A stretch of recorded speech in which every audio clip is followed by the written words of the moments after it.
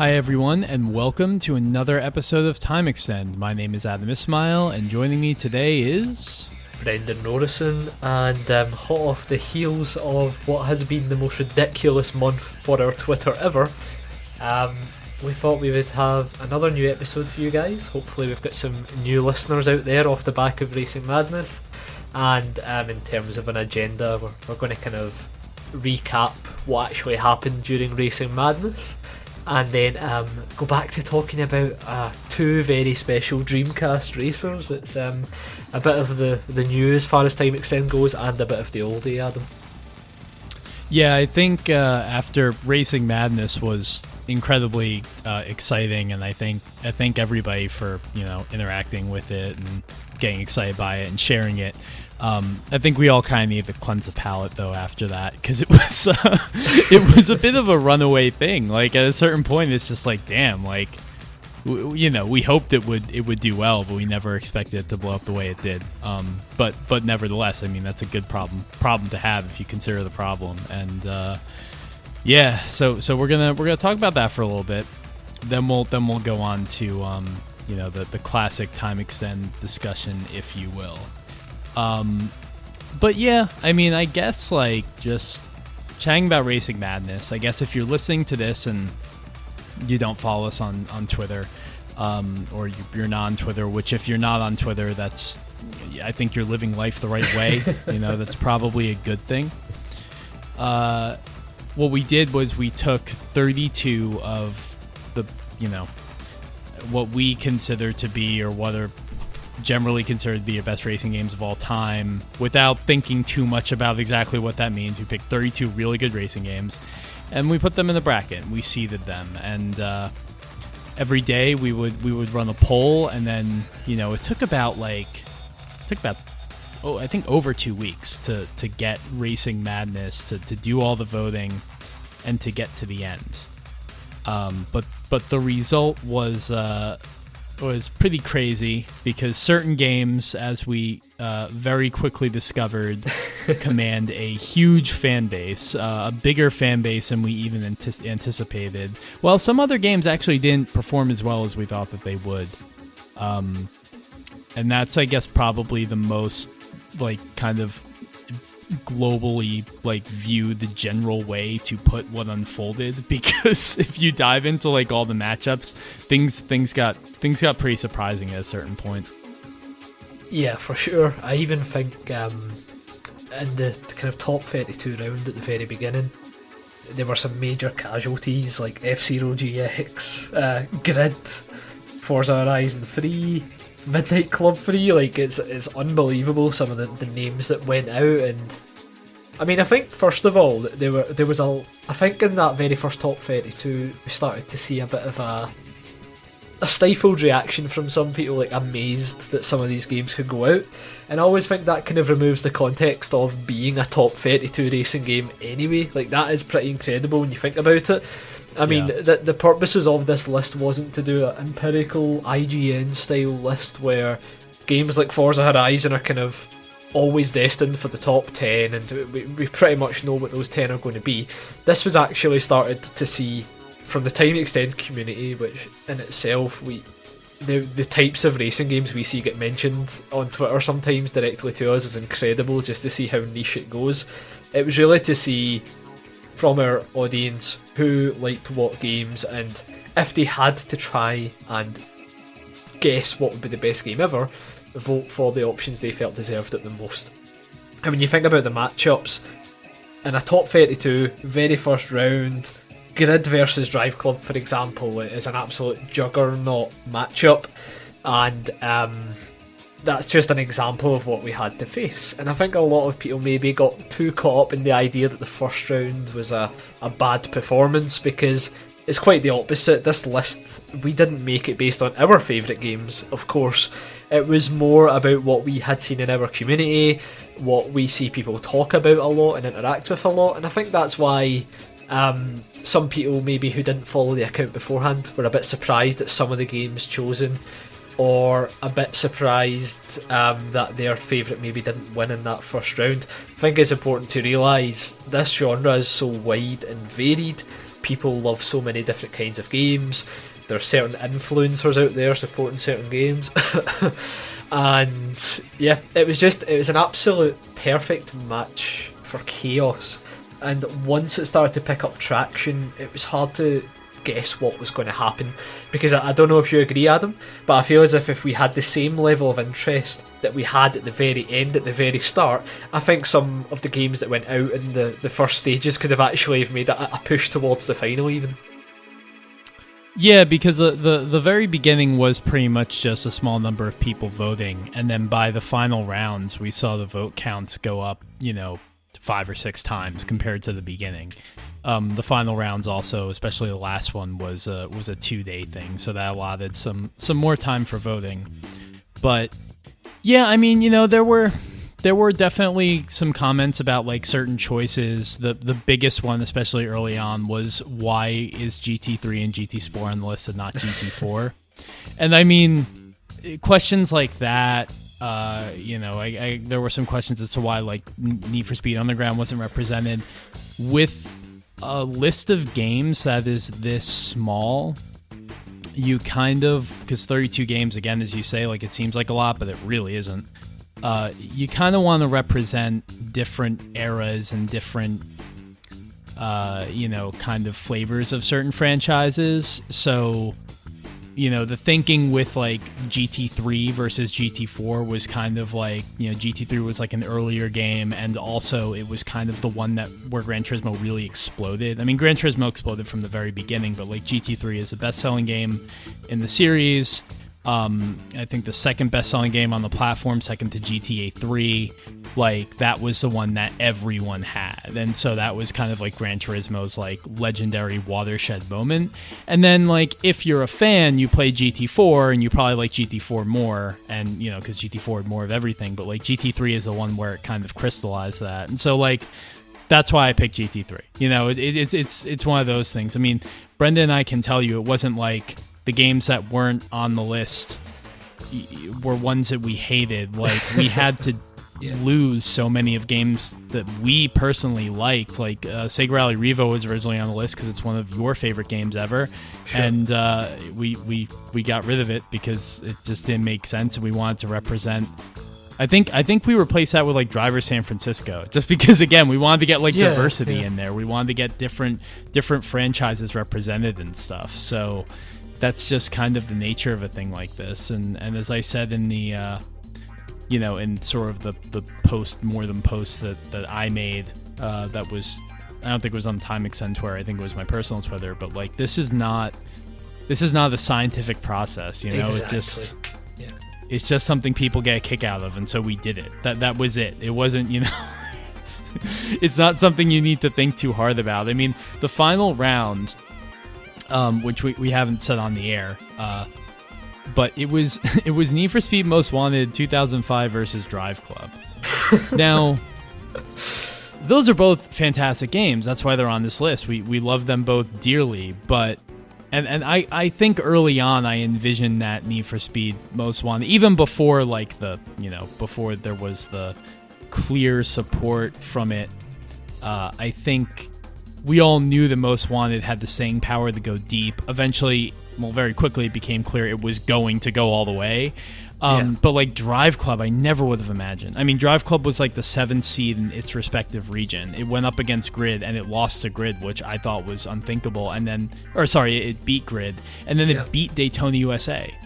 Like, you can't predict this stuff. And like, even though we seeded it based on like what matchups we thought made sense, another criticism we got is like, well, why didn't you put like the 2 kart racers against each other, and like, why didn't you put like, I don't know, GT Sport against Forza or something like that? And it's just because like, then you don't have as many varied games making it. Like, if we put, for example, Mario Kart 8 and Crash Team Racing were on in the bracket. If we put them immediately together in the first round, that ensures that only one kart racer can ever move forward in this bracket. And like, that's not what we wanted to do. We wanted to have it kind of coming from all sides so that there was a potential for a ridiculous final round. Like, I don't know, Crash Team Racing versus freaking, Colin McRae Rally 2.0. Like something insane like that. So It wasn't engineered to do anything in particular other than just be entertaining. And I think it succeeded at that. I mean, I think, like, if anything, the comments about why aren't the kart racers facing the kart racers, why aren't the sim racers versus the sim racers, it actually kind of encapsulates a point we've made a few times on the podcast. Like, if anything, the absolute need to sub-genre-ize everything in the racing genre is what stifles it at the end of the day.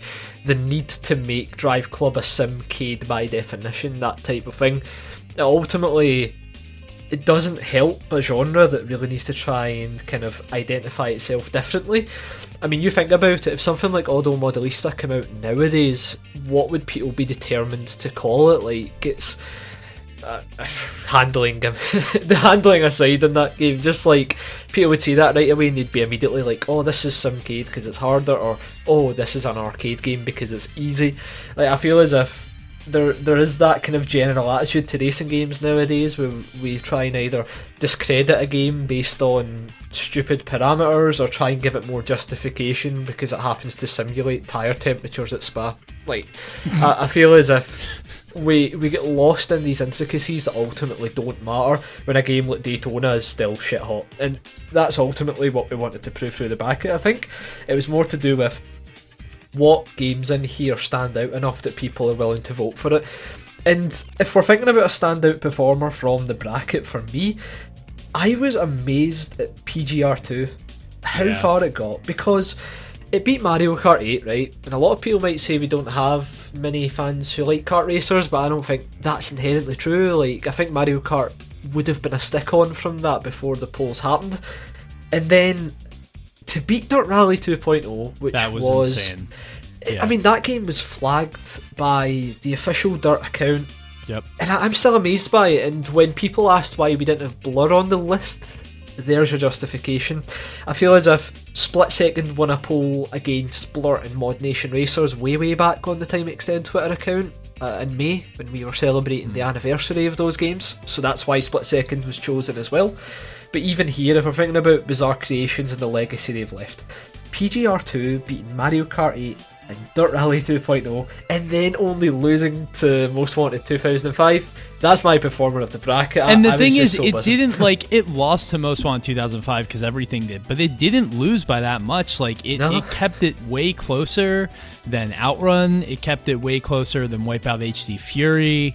It was an impressive showing for PGR2, which I thought would be kind of the most forgotten game, or one of the most forgotten games on this list, because, you know, PGR's memory has been unfortunately sort of replaced in many people's eyes by Forza Horizon, which, you know, we don't necessarily agree with, but that's kind of what has happened. So it was really cool to see PGR2 do that. I think it's funny. I did see the comments like, why isn't Blur on the list? And it's like, honestly, like, I think Blur's a great game, but I don't think Blur, I mean, at least for me personally, it does not crack top 32. Like, there's what I wish more people would understand is, like, there are so many other great racing games than this, and ones you can argue could be in this list, but at the end of the day, they can't all be here. Like, they just can't. I had to get rid of Scud Race, which broke my heart, but, like, sorry, not Scud Race, because Scud Race made it. Lost the GT. I guess Daytona USA 2 is what I'm thinking of. Yeah, I had to eliminate Daytona USA 2, which to me is, like, in terms of being iconic, it's not as iconic as the first game, but in terms of being a better arcade racer, I think it's probably Sega's best, like, technically speaking. And, you know, we got rid of it because I think at that point we wanted to give Midnight Club 3 a spot or something like that. It was like another series that hadn't been represented that we wanted to have in there. And that's the challenge you run with a thing like this. So it is what it is at the end of the day, and we've done it, and now that we've done it, we don't worry, we don't have to do it again for a long time, or maybe ever. Yeah, exactly. And see, the thing is as well, like, if you're looking through this list and are annoyed that your favourite wasn't either in the list or maybe handed a unfair matchup, whatever that means, I just think you got to look at it from perspective, because there is nothing wrong with one of your favourite games of all time being a 7 out of 10. Like, I think I said this in the Discord. I absolutely adore Penny Racers on the PS2. Like, I just fucking love that game so much. But I'd never say that it should be on this list. And Sega Rally Revo was like a last minute pull out. And it was like myself that was kind of talking about it back and forward with you, Adam, when you were putting it together, and I was like, I'd love to have Revo on this list, but if I'm being honest, it probably doesn't do enough to be on this kind of, I was going to say empirical, that kind of goes against the scientific point I made earlier. Not empirical, but kind of a culture. If you're trying list. to represent as many things as possible. I mean, at a certain point, I looked at the list and I was like, there are too many Sega games on this list. And anyone who's listening to this show or has listened for a long time knows that is our favorite developer and publisher. And, you know, we actively at a certain point had to say enough Sega. So that's how it goes. Yeah.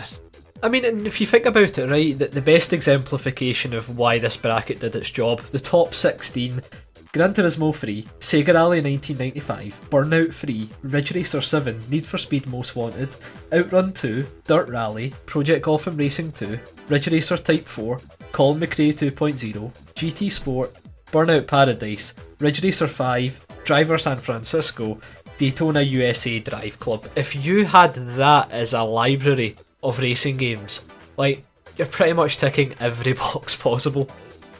Yeah, I mean, those are 16 amazing games. I don't think anyone would complain. I was amazed. I mean, we can go through this list round by round. I know we don't want to do that, but you said Driver San Francisco, and I honestly could not believe the F-Zero GX went out first round. But yeah, you know, that's what happens. Yeah, and that's why the decision to put it on there was Driver San Francisco was a good idea. Like, there were people who were like, "This is not a racing game." Oh god, yeah. But like the thing that was one of the small moments. Another one of the small moments about the bracket I loved, where like this Driver San Francisco like fan base emerged from the shadows, like never seen, never heard, and it was like John Tanner avatars and John Tanner usernames. It was just like, it was crazy to see, because it's just a reminder that in this genre there are people like the V-Rally people who are just like, they just love when the games get mentioned and they get so hyped by it, and it's fantastic to see. And at the end of the day, that's what I want to do. I want to give light and attention to those games, because I could put Gran Turismo's 1 through 4 on here, but is that really gonna be like, do you really want to see that battle? Like, honestly, I don't know, at a certain point it just gets tedious and you need variety. So yeah, I mean, I feel like at this point I'm peeing myself, but this is also like us kind of, you know, at this point a week out from sort of when this ended, reflecting on everything and just being like, expressing all of the thoughts that we really couldn't express when it was going on. So now that that's done, I just say again, regardless, it's the internet, it's Twitter, it is the way it is, and in spite of all of that, thank you everybody for you know, noticing this and voting and sharing it, retweeting it, and sharing your thoughts and stuff.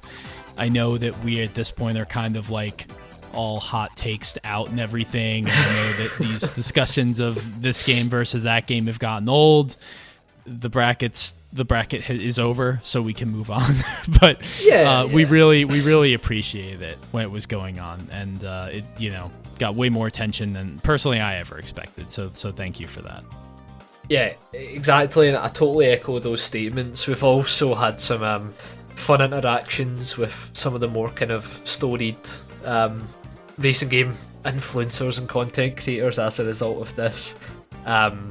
Even some of our own kind of personal heroes within the gaming kind of subsection on YouTube and stuff. It's been a phenomenal ride, and every single person that voted made it worthwhile.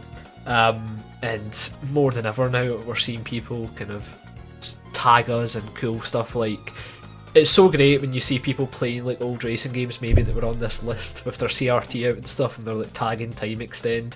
That's the reason we get into this shit at the end of the day. Like, we were all about that passion, like, just we wanted to do this initially just to celebrate racing games and the variation within racing games. I feel as if the top 32 exemplified that, but the actual interactions we've had as a result have went even further, because seeing people so enthusiastic about some of these titles that many might consider lost to time now, it's just phenomenal.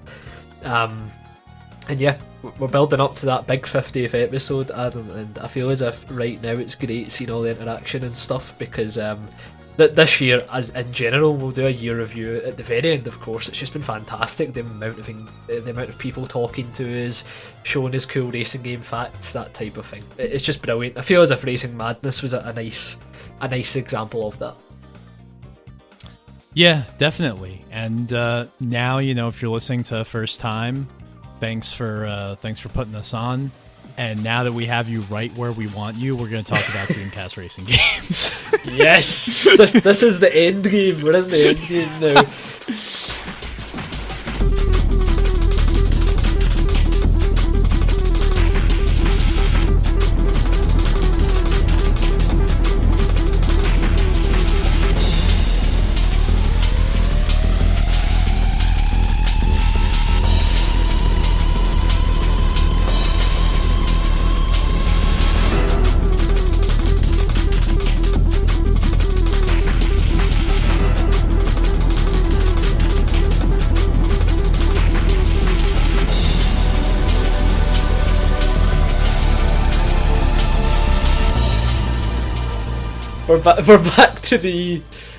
We're back to like one of the very first sub-series as we talked about in Sega Racing System. I think this would count as a Sega Racing System episode. Yeah, it's a Dreamcast racing game. It doesn't necessarily have to be made by Sega, but it's actually a pair of Dreamcast racing games, and we're going to be talking about the Tokyo Xtreme Racer series, although specifically 1 and 2, because that series is actually massive, and I don't think either of us have played most of those games. Yeah, it's actually it's one of these series is that people who like it really, really like it. Personally speaking, the only one that I've ever been heavily invested in was Zero on the PS2, which I absolutely adored. It's also one of these series, and I guess that will come up as we talk about these two games. It's one of those series where I don't ever find myself like always craving more of it, but when I do revisit these games, I always enjoy myself. It's one of these types of game that probably haven't scaled well in terms of what we expect from modern game design and stuff, but I think that's part of the charm. Yeah, there are no racing games that really work or feel or operate the way that these do. You basically had the series that started out on the SNES and then had a couple entries in the PlayStation and Saturn generation, and then arrived on the Dreamcast with Tokyo Xtreme Racer 1 being a launch title, and then 2 coming out a year later.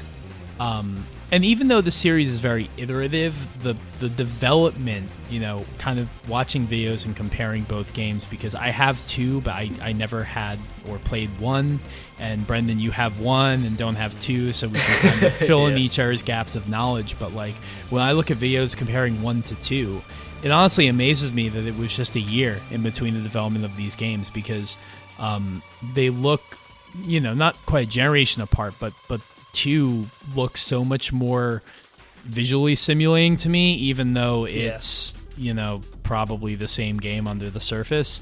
And then you see 2 going to 0, and you can talk a little bit about 0, especially because you played it. I've played a little bit of 0, but 0 essentially is just like a 2.5 modification on Tokyo Xtreme Racer 2 for the PS2. So like the series just kind of, in a way, it's very iterative, but even then you can sometimes be surprised by the changes. And because I've been playing, at least my experience with 2 is so long. Like I played 2 for the first time when I was a kid, when the Dreamcast, was actually like an active system. I didn't understand how these games worked at all. I didn't, and to be honest, I still don't really get it. I mean, I get it at the surface level, and that's why I feel like if you're a TXR nerd, this is probably going to be the kind of episode where you're going to be able to pick a lot of holes in the things we say, because we're not as immersed in the lore and the series as you probably are. We're definitely not. However, I remember going back to TXR2 after a number of years, and I was probably like a teenager in my early 20s or something like that, and trying, basically pouring through facts that were written like 15 years earlier to try and figure out like how I'm supposed to play this game. And it really is like they don't hold your hand at all. It is classic game design in its purest form. It just happens to be a, Japanese street racing game where you're on highways at night all the time. Yeah, exactly. And like you said, it's not a type of game you go into and can readily apply any skill sets retrieved from other racing games, because I suppose now would be a good time to just kick off in terms of the game discussion we're going to have. Like you say, that I've been mostly playing the first game in the series, because that's the one I was able to track down for a not ridiculous price. And effectively, for those who aren't familiar with the series, like Tokyo Xtreme Racer is effectively a street racing game that takes place at night on Tokyo's highways, like you just said. But from a gameplay perspective, it's not about racing around in a circuit on these highways or winning in the traditional sense. This is a racing game that's basically, as many an article have already said, a fighting game in concept. It's basically 1v1 races on the highway. Each car has a health bar, and by stretching your lead as far as possible, you can basically take away health from the car's health bar. Now, what's interesting in the series as it goes on, as you'll know from 2, Adam, the health bar can also be manipulated by collisions, hitting walls, that type of thing. But in the first game, that isn't actually the case. So the first game, the only way to take health off each car is to get as far away from it as possible. So, did you know that at all, Adam, or is that the first that you've heard of? I actually didn't know that because yeah. I've so I will say I did play 1, but it must have been right after Dreamcast came out. I was really little. I had no idea what I was looking at. We probably rented it from Blockbuster or something like that. So I didn't know that, because 2, honestly, some of the rivals in 2 are just way too fast for you, obviously, but the bigger problem I have is not hitting walls. So to hear that you can slam into walls as hard as you want in the first game and it doesn't really matter, it seems like it would make things pretty easy. Yeah, exactly, and I think that's the kind of the core overarching theme of this conversation of the first game on the Dreamcast, is that it's very much it feels like a concept of how this game will play out as the series develops past its kind of more primitive roots. The 1v1 racing is great, but the issue is, and you'll know this from playing 2, Adam, the way the cars handle is like very on purpose rigid feeling. Like they're not really they don't really feel like cars in other games, personally. I don't think like they have a nice sense of weight to them that makes like nailing a high speed corner on a highway that in any other racing game would be fairly simple to navigate. It makes it feel like an achievement when you're able to kind of line up the corner perfectly. But in the first game, because you're not penalised for hitting walls or hitting cars, that type of thing, you basically just get in the mindset of like slamming into walls and just keep going. It makes the races a bit more anticlimactic than the series would later be. But I think the important thing about the first game, as you would expect, is that it basically sets the scene for where the series ends up, which means that it's still great fun, and once you realise the concept, the 1v1 racing is so great. And the game does this through many ways, in my opinion. Like the health bar system is so simplistic and to the point that once you start a race, you understand what the objective is, which is really important for a racing game that isn't just a finish first type scenario. And then secondly, it also kind of plays into the fact that this is a racing game with a bit more character, you could say.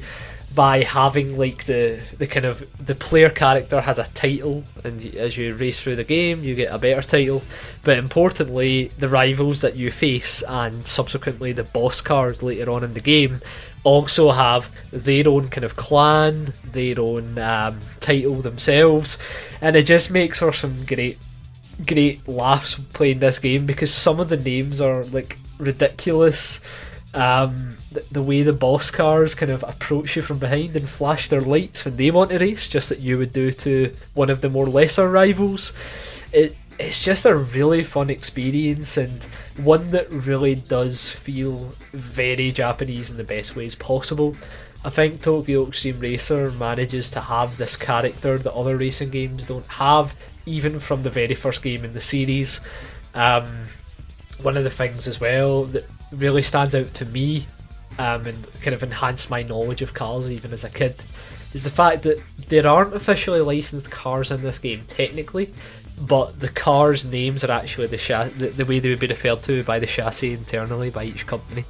So it's like you see the names type whatever, and the part that is whatever is actually what that car has in terms of its chassis type in real life. And the first time I found out about that, I was blown away because I was thinking, like, surely they would still have to license this. That I don't get how they get away with it, to be honest. Yeah, it is the best way in which unlicensed cars can work, right? Because if you are a car nerd and you're playing this game, you'll know exactly what the cars are because it's not like, first of all, in terms of unlicensed cars, in some games you'll see, like in Horizon Chase Turbo, for example, even the Viper in that game isn't exactly a Dodge Viper. They make slight changes so that they can't be sued, but that wasn't really a problem that anyone was worried about back in the 90s. So, these are full on the same, in terms of styling. They look exactly like real cars. And then you're able to see the chassis code in the name, which, again, if you're a car nerd, you're going to know what that means. You're going to see... It gets really granular, too, because, you'll see, JZA80 or something like that for the Supra, and then you'll see JZA70. I don't know if that's an actual code, but, you'll see slight differences for different models, and then, if you know anything about the Supra, you'll be like, oh, that was the one that was the RZ twin turbo, and that other one's the SZR. You'll know that, and that's really cool. Again, also a really small thing, and if you're just a casual player, unfortunately, that part's going to be lost out to you. But yeah, and it allows them to get kind of all of the cars that need to be in this game without much trouble. Yeah. It's a predominantly Japanese car list, at least for 2, but with 2 you do actually get a couple non-JDM models. There are some Peugeot hatchbacks in there, and there, when you get really late in the game, there is a Dodge Viper, I think, there is a Porsche 911 and a BMW M3, and those cars actually I have never actually been able to drive because I have never gotten so far in the game that I've even seen them, but they exist, and that's kind of crazy because with all the JDM cars in this game, if you're playing a good chunk of it, you would never expect to see anything that's in Japanese. So once you do, even once you see a Peugeot, it's like, holy shit, what? Where'd that come from? And it makes me think wow, were there really midnight runners or whatever in Tokyo in the 90s running Peugeot, I don't know what, not the 206, but the other one before it. Were they really driving those cars? The 306. It's that's kind of funny to think about, next to say Civic Type R's and whatnot. But yeah, it's a really it's a kind of game that if you do have that knowledge going into it, you can really sink your teeth into it, and it really nails the culture well. If that's if Japanese street racing from the 90s with the quote unquote aesthetic and everything is what you're after, these games have that in spades in a way that I feel like many other games maybe tried to pretend or fake it. These games feel really authentic. Yeah, 100%, and the kind of the variation in the cars really plays into the game's progression as well, because Yeah, basically at its core, the more you go into the game, the faster the cars get. But they managed to frame it so, like, whenever you see a certain kind of car, you almost get that ominous feel like, oh no, that this is going to be a tough one. Like, for example, if the AI has a Supra or an NSX. But, like, you also see like other iconic cars, and if you grew up on TXR, they might resonate with you more than what they're known for in pop culture. Like, for example, for me, the Trueno AE86, it wasn't Takami's car in Initial D, it was the Rolling Guy's car in TXR. And I think that's the cool way that the game manages to frame its overall, the main mode, the quest mode. It manages to frame it as this, like, the midnight runners on the highway. And there's actually a blurb that sums it up really well. In the very first game, you get like this kind of cheesy intro before you go into quest mode. And like the first paragraph like says, "In the darkness of the city night, where turbocharged renegades rule the road, the rivals of the dark road, these rulers of the streets await the challenge of an eager novice. Make one mistake and you're left behind, swallowed by the dark." And what's funny about that is, like, it's so over the top and melodramatic, but it sets the scene for what ultimately makes the gameplay exciting. If you make a mistake in this game during the races, you're pretty much beat. Yeah. Like, if you crash out, the health bar just depletes so fast. And it means that even in the slower cars at the very start of the game, there's always a sense of dread that because the car you've just bought doesn't have like the weight loss tuning or anything like that.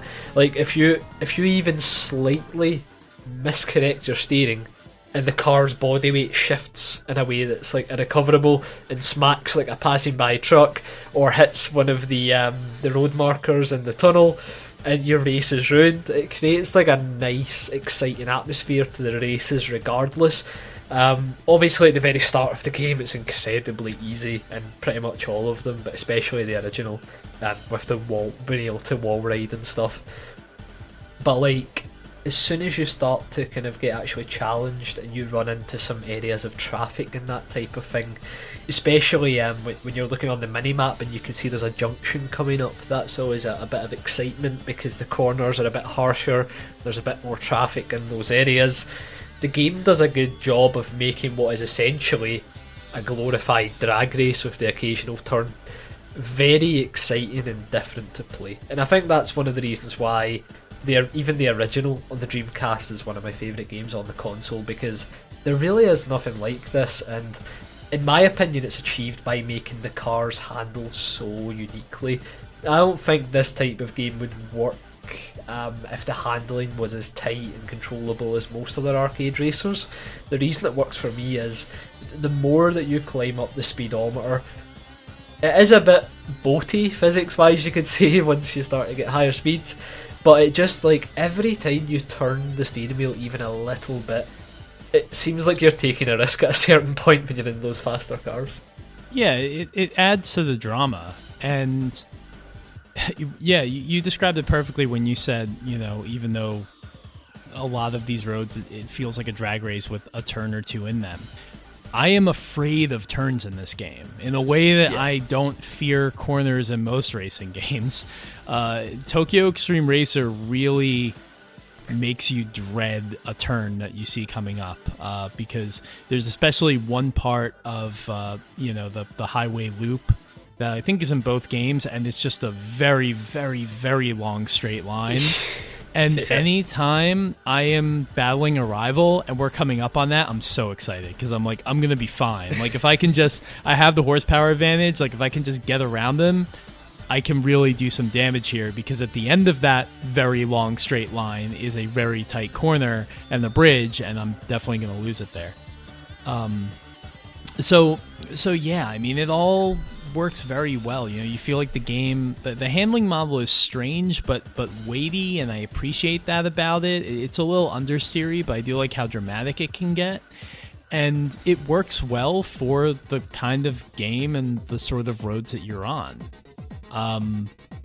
You know, we never talked about actually who's responsible for this game, but if you're a fan, you know it's a Genki developed series, and like, they always, I think Tokyo Extreme Racer is obviously what they're most well known for, but like all of their racing games are very unique in that way. They're never really comparable to anything else. I mean, you can look at MRC on the N64, you can look at like Racing Battle C1 Grand Prix on the PS2, one of their last PS2 games, I think.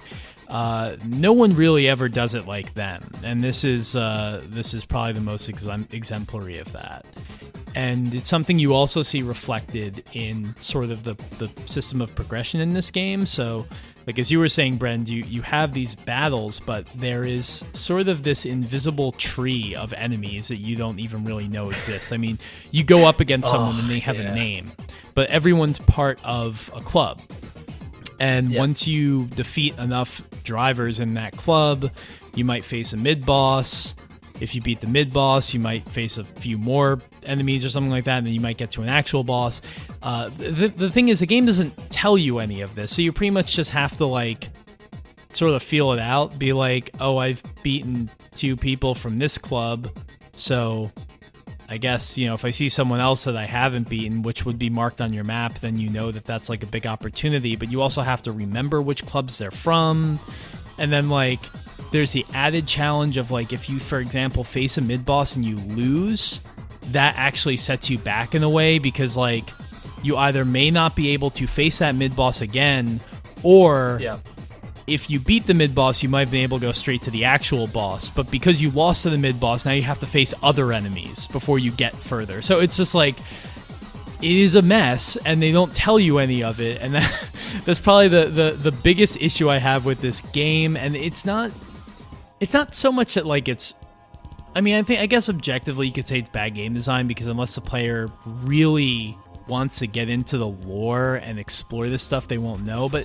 it's not even that. It's just that it's very obtuse. And honestly, I don't know how I would have been able to figure it out without FAQs or anything like that, because there is a lot here.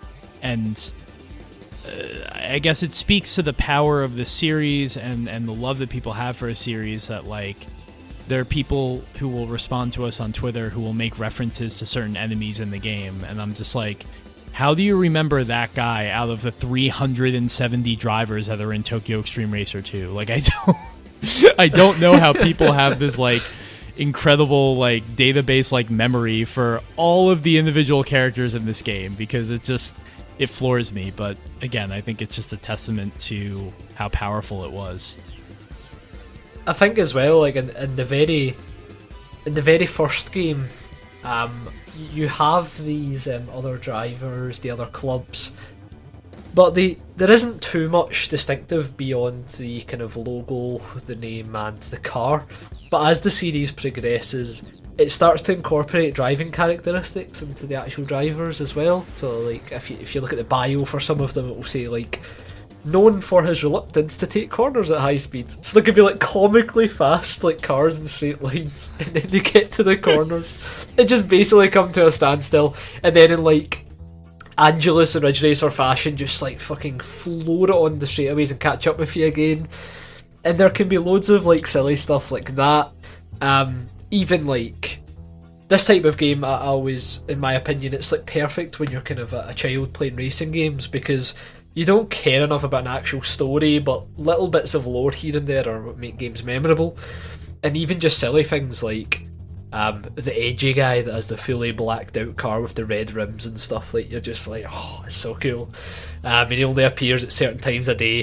The obligatory character with 3 question marks as their name.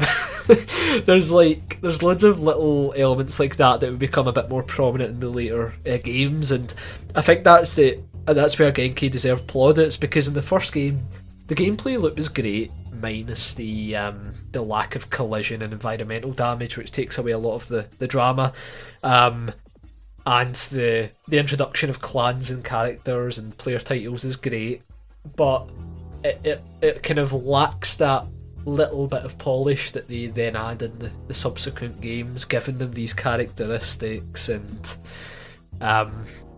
like you said, it is a bit frustrating if you don't have a walkthrough and stuff to find some of these guys.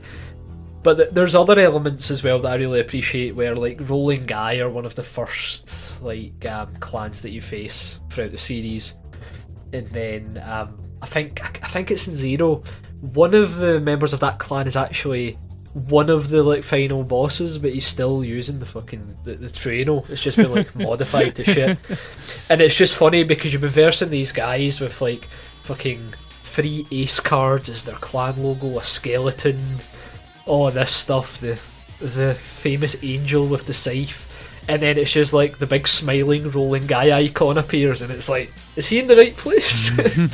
it's just funny because like it's a typical like trope in manga and stuff where there's always that unlikely foe who's in the high ranks, and Tokyo Extreme Racer plays that up really nicely, and it just gives the game a bit more character aside from you are facing faster cars. There are examples here where one of the like ridiculous hidden bosses drives like a Nissan Coupe or something, and it's just like little moments like that make you go, yeah, that's pretty cool. And in the first game, those moments are kind of few and far between, sadly. It very much feels like a basis from which they would build upon as the series got a bit further on.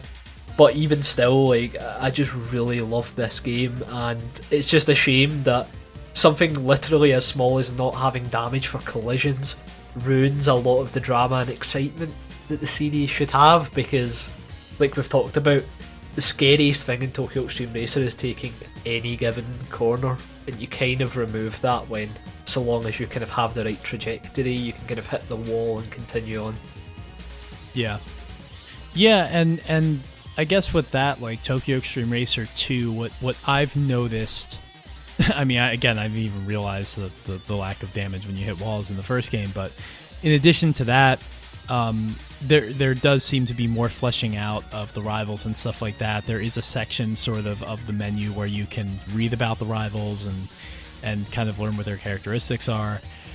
You also kind of notice this like graphical shift in the game, and it's interesting what they've done, because if you look at videos and you compare the two, I don't know if the first one attempts to run at more than 30 frames per second. I mean, I guess you could verify that.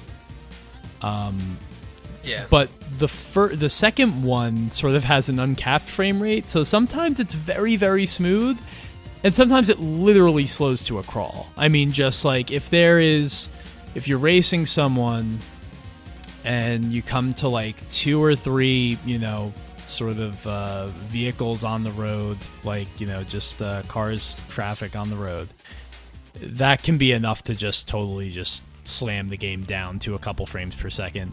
And then it'll pick right back up again. So it does definitely seem to be performance limited. However, the trade-off to that is that, I mean, I remember playing this game when I was a kid, and I legitimately thought it was the most beautiful video game I'd ever seen, because I can't verify this for certain, but in my opinion, Tokyo Extreme Racer 2 had the most beautiful and detailed car models for like the day it came out, because like, holy shit, I mean, they still look fantastic, but like, you have the reflections going over the cars, you could bring the camera in really close so they're really big on the screen, and when you look around, especially in 2, like in 1 they had kind of a skybox, in 2 they lose the skybox and the sky is just black. And so all this game really has to render are buildings, the road, and some walls occasionally, or maybe a tunnel. And then it seems to spend like 50 to 70% of its polygon budget on your car, which I think is a really car nerd kind of way of, engineering your racing game. But I love it. I mean, I loved it at the time. I fell in love with the way the game looked. Visually, it's striking in that way, but also just the UI is beautiful in both games. It looks fantastic. Yeah. The music is incredible. Like, I don't know the first game soundtrack that well, but TXR2's soundtrack is without a doubt in my top 5 like racing game or just video game soundtracks. It really is that amazing. Every single song is a banger. And again, this being a Genki racing game, like it feels like nothing else out there, and that extends to the soundtrack. I mean, no game has a soundtrack, I think, that quite sounds like this one. and it just contributes. It's kind of that Ridge Racer Type 4 thing in a way. It just contributes to the overall vibe, and it really makes it memorable. I mean, I feel like I like electronic music that I like today because Tokyo Xtreme Racer 2 was like so formative for me. Yeah, for sure. The soundtrack is pretty much consistent throughout the series, and 1 is no exception. I think as well, one of the things that really kind of tie together the package are the very small cutscenes that will play if you're versing a particularly storied racer as well, because it just helps build up that kind of hype before the race, especially when you're just not sure how fast some of these cars are going to be. Some of them are utterly mind-blowingly quick, and you have to kind of think of a bit of a different strategy to beat them. And ultimately, I think what makes Tokyo Xtreme Racer so memorable is that it isn't just a typical racing game. Like, street racing became incredibly popularised by Need for Speed Underground, but I feel like kind of highway racing, I don't even know many other series that have tried to kind of take this mantle from Genki and Tokyo Xtreme Racer, and I don't think you could come up with a better gameplay mechanic than pretty much making it a fighting game, because it highlights what the challenge is on these types of race. It isn't so much about hitting the right corners and stuff, it's more about getting as far away from your opponent as possible when you've literally got a few corners to do it. It almost makes me wish in like GT Sport you could go into a TXR type mode for the Tokyo highways on that game. Yeah, absolutely. It really changes the dynamic of the way you play the game. It unfortunately exposes some flaws too, because one of my favorite, I don't know if you can call it a bug, but one of my favorite like weird things about just Tokyo Xtreme Racer is that the AI will have a really difficult time trying to figure out which road to take in a junction, especially especially if you're in front of it. Like, that's the funny thing, is like sometimes you'll be trailing the AI, it'll be like, is it gonna go left, is it gonna go right, and that like jukes you out, and then it ends in a draw, and it's like, alright, I was behind. I mean, I probably wasn't going to pass him, it's fine, I'll take the draw rather than the loss.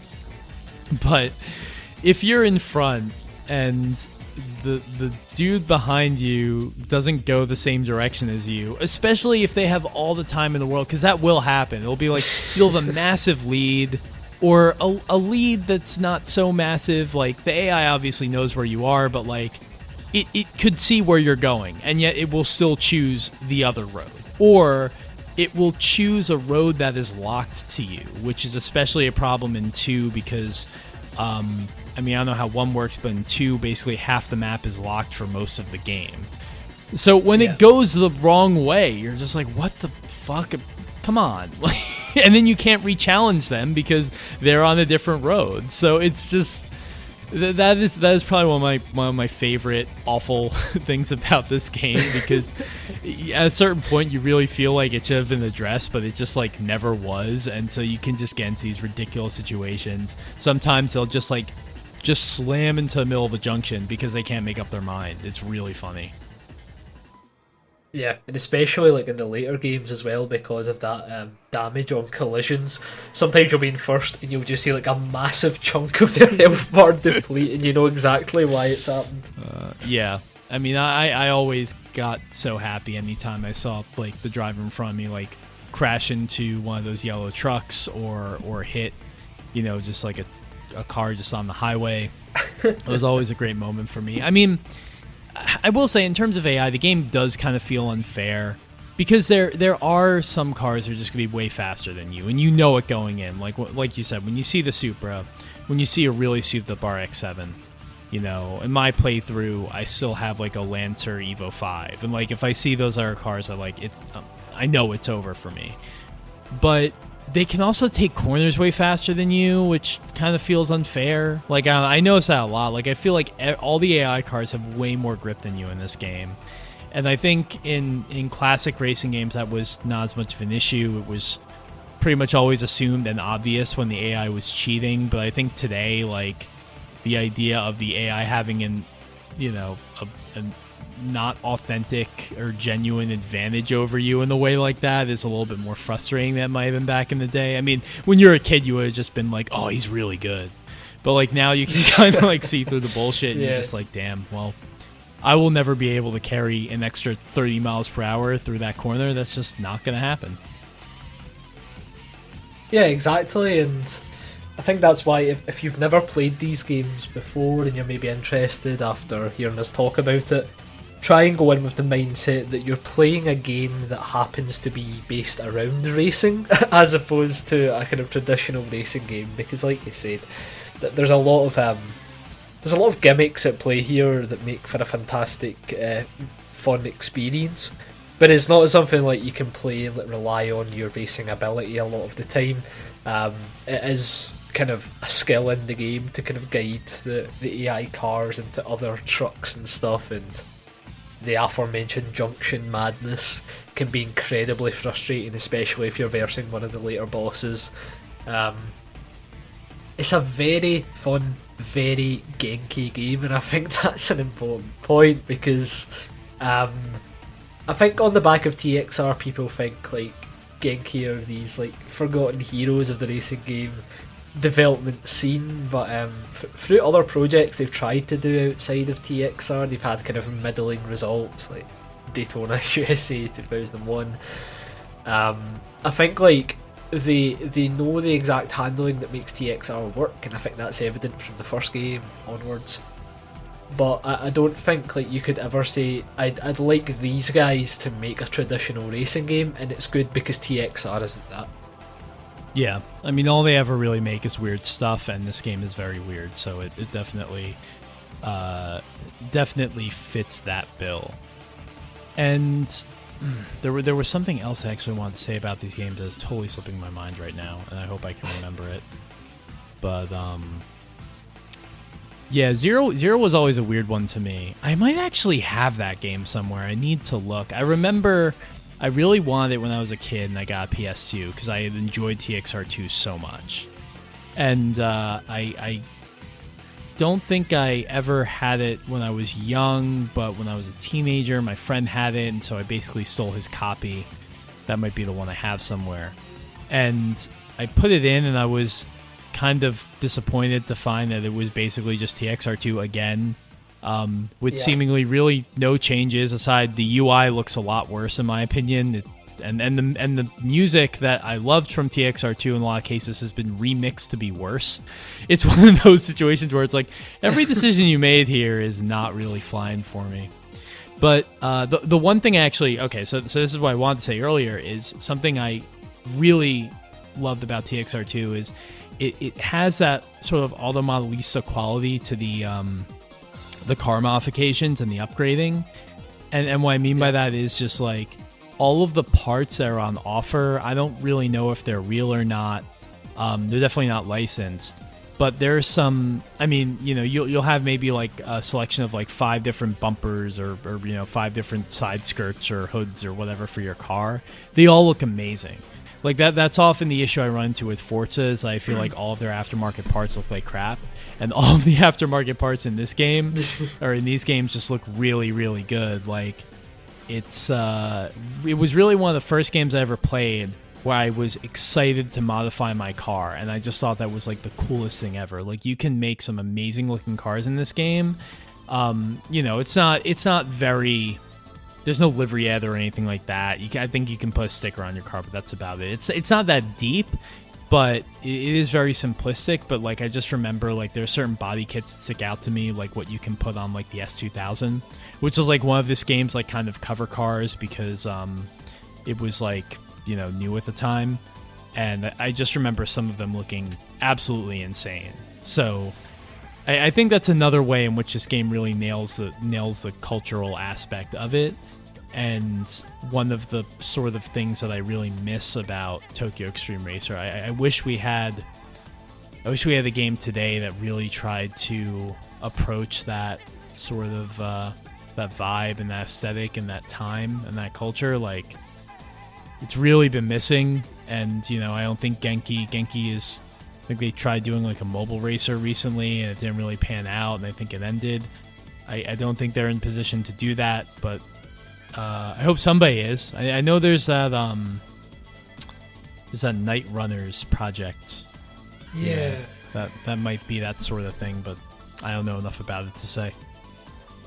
I mean, the funny thing is, like, despite it looking graphically great, and especially 2 on Dreamcast because it's such a massive jump, it's because like they can implement it, like they can implement all the necessary visuals in such a simplistic to the point way. There's no need to get lost in the overall environment which it takes place because it's on the Tokyo highways.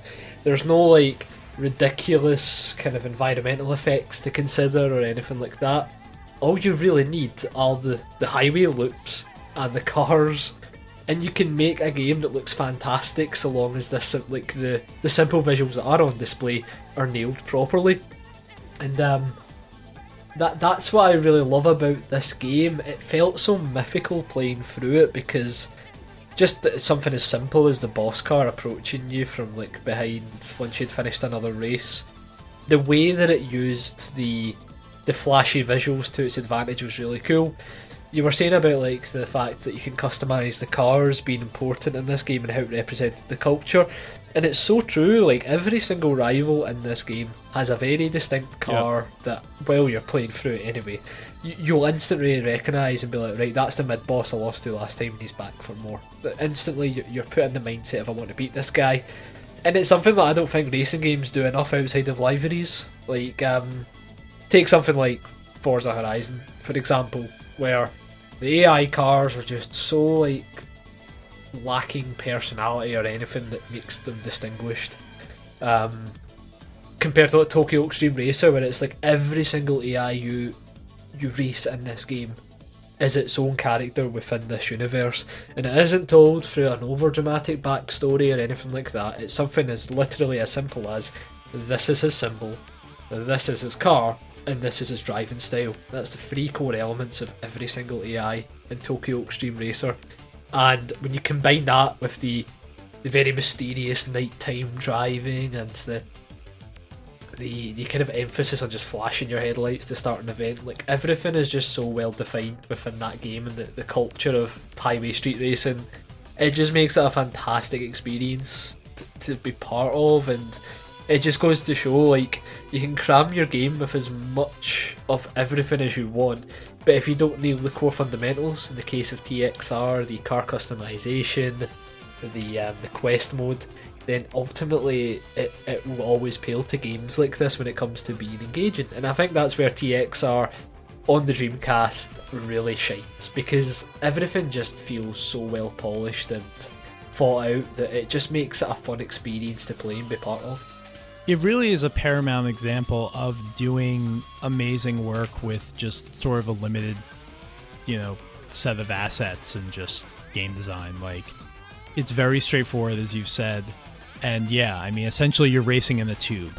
It is the most beautiful, like, fucking tube you've ever seen, and the car model is, like, ridiculous. But yeah, I mean, essentially you're driving in a tube and in this corridor, and it is able to sort of transcend the sum of its parts and feel really, really special. And yeah, you got to imagine that it's been, 2 generations since we really had one of these. Actually, well, there was Import Tuner Challenge on the Xbox 360, which I never played, which was Shitoku Battle X. But I don't know. I just my mind goes like to the end, like trying to think of like all the crazy ways in which they could utilize the power of systems now that they really had to in the past design the game around limitations, and the results were generally good, but now what would a modern Tokyo Xtreme Racer game look like? That's a really exciting thing to think about, and I hope somebody makes that, or whatever is being done right now comes through on that promise, because it was a mainstay. Like, I think we really took it for granted. I know I did at a certain point. Like, I don't a bunch of them came out on the PS2. There was 0, there was 3, there were the drift games. I never played any of them. And when Import Tuner Challenge came out on the 360, I think there was actually kind of a victim of marketing. I think at the time when I was a kid, if I had known that was a Tokyo Xtreme Racer game, I would have probably tried it. but because it just had like the really shitty ass looking like hot import Knights kind of aesthetic to the front of it, I was just like, hard pass. I don't care.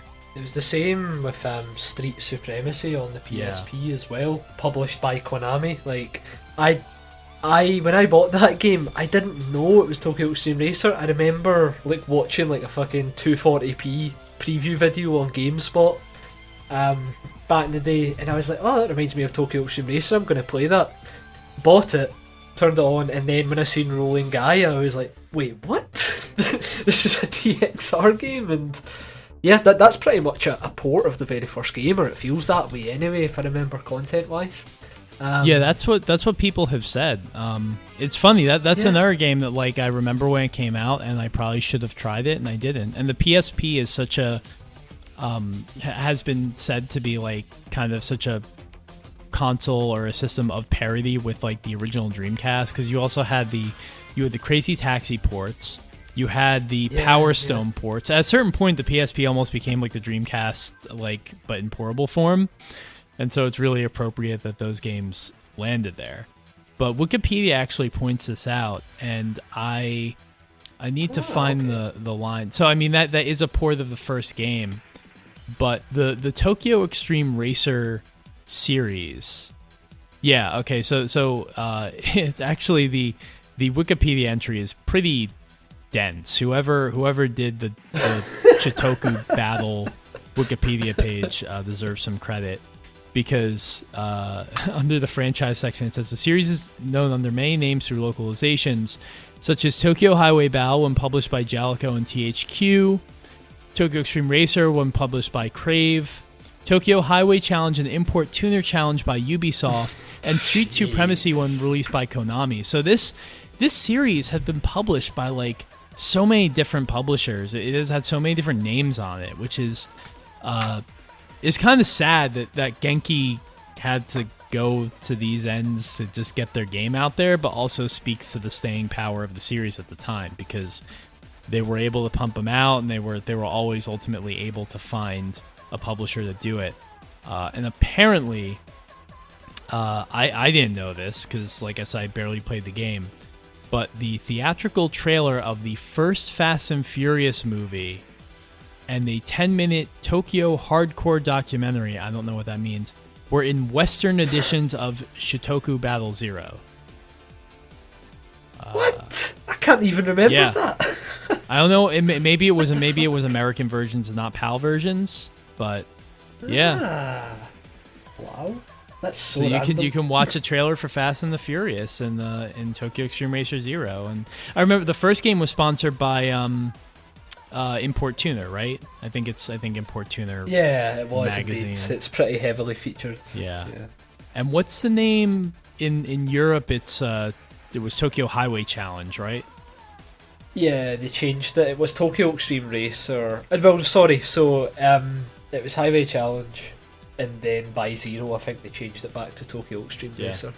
It's one of those cases where like Extreme is like stupid because, you know, at that time everything had like Extreme in it and had the X, but I think I attributed it so much with that series that to me, even though like Shitoku Battle is the name of it, I still think of it as Tokyo Extreme Racer. Like I have to. Yeah. It's just such a part of the name. It's almost like a Scud Race Super GT thing for me. Like I think I call it Scud Race now because the world calls it that, but before the internet or even once I knew about the game, like I would never call it anything other than Super GT. It was always Sega Super GT. See, I'm just going back to one of your previous points about like what a Tokyo Extreme Racer could look like nowadays. Can you imagine like that hyper to the point aesthetic with like ray tracing and stuff? God. Oh my days. Yeah. I mean that's the beautiful thing about like not having to render like a ground. You know, or like pedestrians. Like it really frees you up to do some amazing things. But I think that's one of the benefits of the series is that it doesn't maybe take that much complicated game design or, you know, asset design to produce something that looks really good. And I think that's where Genki was able to succeed with these games, because I mean, I don't know. When you then go take that and compare it to Daytona USA 2001, which is a mess for a lot of reasons, everything kind of falls apart. But in this very controlled environment that is Tokyo Xtreme Racer games, it works very well. I just wonder what Genki are up to now, because apparently as of 2019 they had 151 employees, so it's not even as if they're working off of a skeleton squad or anything like that. So yeah, I'm just having a look now. So business contents, planning, development and sale of video games, planning and development of pachinko and patchy slot. So I'm guessing that's where they mostly concern their efforts now, sadly. I think they did what every, prodigious but not super successful Japanese developer from the 90s did, which is they went into publishing mobile games and pachinko. I feel like that's just where they all ended up. I mean, Imagineer, who worked on MRC, I think, with them, and then also worked on GT64, which is a decent N64 racer, they just make mobile games. I think they don't even make mobile games. They make like sticker packs that you can buy for like iMessage and Line. It's so sad. I found up to date employee figures actually. As of March 31st, 2020, they've got 152 now. So they've employed one other person. Maybe that's the TXR guy. They've grown. Also, interesting thing about the Genki logo, if you didn't know it, the Genki logo is a picture of a face, a childish drawing of a face, and that was a drawing by the creator's son. Ah, that's cool. So I had a Genki sticker on my very first car, an old 1990 Suzuki Swift. That's so cool. That's so cool because I have that sticker on my car in TXR2. So it's like driving your TXR2 car in real life. It's amazing. That's it. And I've never been able to find the storefront I got that weatherproof sticker from again. I always remember I got that and it was like 2 Drive Club stickers, but the Drive Club stickers were like backgroundless, so it was like the main parts of the emblem, but then the red of the car behind it. It was really cool. The person that was producing those disappeared off the face of the earth, though, and I'm sad because, maybe Redbubble and stuff now, like that you could find something, but this guy, if I recall, was actually creating these pretty bespoke, so it's really fucking cool to have a Genki sticker on the first car. If you know anyone who creates Genki stickers, please get in contact with us, and we'd like to buy some. Or if you, in fact, yourself produce Genki stickers and you're listening to this. I just want to see what an album art inspired by the Genki logo would look like from yourself, Adam, because you always do such a good job. I want to know what you would and the TXR covers look so cool, especially the Western covers are whatever, but the Japanese covers are beautiful, especially the Shitoku Battle 2 cover that has, it's just their logo with the Japanese characters and the sort of like plus sign and then 2. And then that's it. That's all. Those are all the words you get on the cover, and then you just have like a side profile of a Honda NSX just bathed in midnight street lamp. That's it, and it's just so simple and beautiful.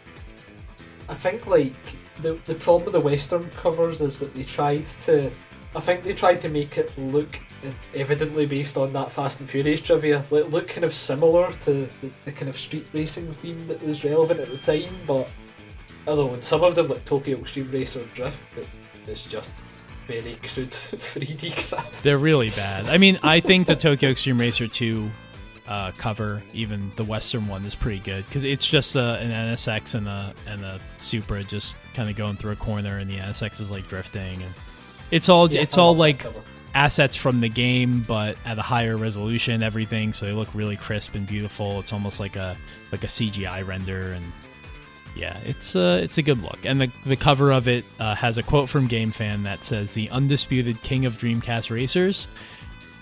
I would say I would dispute the undisputed part of that, but I would definitely say it is one of the kings of Dreamcast racers. This is certainly one of my favorite Dreamcast racing games, and one of my favorite racing games ever. It did cross my mind that we didn't have any Shitoku battle titles on the Racing Madness bracket, but again, as we said, it's there was stiff competition there. Yeah, exactly. I mean, for me, like, I absolutely adore these games, but I also think they kind of epitomise the whole 7 out of 10 racing game type thing, where I think they're like, I love them to bits, but I think, like, in terms of the kind of extra touches that make something a racing game incredibly special, it's probably like, if you aren't totally enamoured with the gameplay mechanic, I can see why you could be disappointed by this game. And I think that's the biggest issue. If you don't quite get on with the way that it handles the racing, I could imagine this not being something to play. But personally, like, I love it to bits. Yeah, I'm glad we got to talk about it, because I was really racking my brain for, like, we really have talked about, like, most series. Like, we're I'm not gonna say we've talked about everything. There's certainly some we haven't, but, like, in terms of, like, our core interests, I feel like we've touched on almost everything, and I feel like we're not running out of ideas, but I have to dig further into the well. Like, Need for Speed was, like, such an obvious one that we hadn't talked about until we had those episodes, and we did the one with Casey, which was fantastic, and now we can cross that off our list. We can cross off Tokyo Extreme Racer off the list, which is good. Maybe return to it and talk about Zero or something at a different time, but yeah, I'm just glad we got to talk about a Dreamcast racing game, because it's been a long time since we've done that, and these are kind of my favorite subjects for Time Extend, because nobody's talking about Dreamcast racing games anymore. Exactly, everyone talks about everything but the racing games. Like, I always find it incredible when people are talking about why the Dreamcast was so good, they actually forget just how many bangers it had in the genre. It's one of my favourite topics as well, and I think it's because it's really like almost returning home after a long trip away. Whenever we get to do a Time Extend episode on the Dreamcast racers, it feels like we're still within that first 1 to 10 episode window. Yeah, don't go back to those episodes, because they have a lengthy news section that is ill-advised. I almost feel like we can remaster the first Just we don't have to remaster them. We should just I should put a notice on every single episode from 1 to 10. Just, like, skip a half hour into this. Just skip the first half hour. Unless you want to see us pretend to care about the 5 latest cars added to Forza. Added to Forza 7. Oh my god, the Totino's car pack. Yeah. Oh man. We found our niche through that and realised what we wanted to talk about, and ultimately that's all that matters. Right, no regrets. It got us here, so you can't regret it. Exactly. Alright, well, thank you everybody for listening to this episode, and you'll hear from us again soon.